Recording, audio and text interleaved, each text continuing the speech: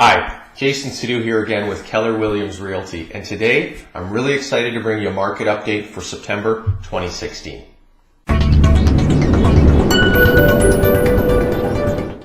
Welcome back. So, North Delta real estate market update for September 2016, and before I dive into the numbers, I want to take us back to around June when we started to see the market shift. And remember, I've been saying kind of all along that July and August typically are quieter months, and that would have been no surprise. The introduction of a foreign investment tax definitely sort of cooled the market, and I was saying, let's wait till after Labor Day and see what September brings, because historically the market tends to tick upward after Labor Day. Every year we see the market kind of pick up after Labor Day.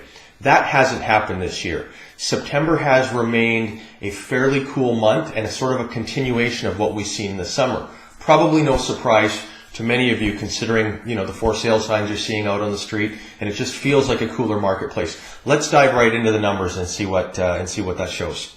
So, active listings, new listings, and sales graph. And remember, going back to June, we've seen a bit of a growing trend here. The inventory's been climbing, and the sales have been steadily declining. What happened in the month of September? And there you go. It's been a continuation of what we've been seeing, a growing trend.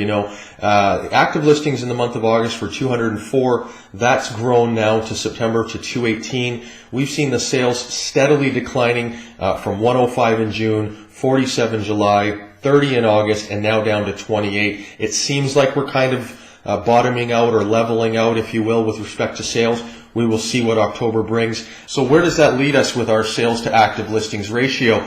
Going back to, March, it was at 95%. And again, we've steadily declined to 24% in July, 15% in August. So where are we at for the month of September? And that number's now dropped down to 13%. Remember, I was saying that 15 to 20% is a balanced, healthy market. So we've dropped below that now, but we very rarely find ourselves kind of on the low side or even below a balanced market. So it'll be interesting to see what the coming months bring with respect to that. Jumping right into the benchmark price, going back to June, we were at 905,000. We have seen that number marginally declining over the last couple of months. 898, 500 in July, 894, 500 in August. So what happened in the month of September? And that has now dropped down to 875, 900. We're down 2.2% over last month, and we're down 3.2% since the peak of the market, which was in June. With that being said, the values are still up. Our benchmark price is still up by 34.3% over last year. Now, what does all of this, mean for you? Really, obviously, the market of March and April and May and June is now come and gone. The bidding war environment, the really overheated market is definitely gone.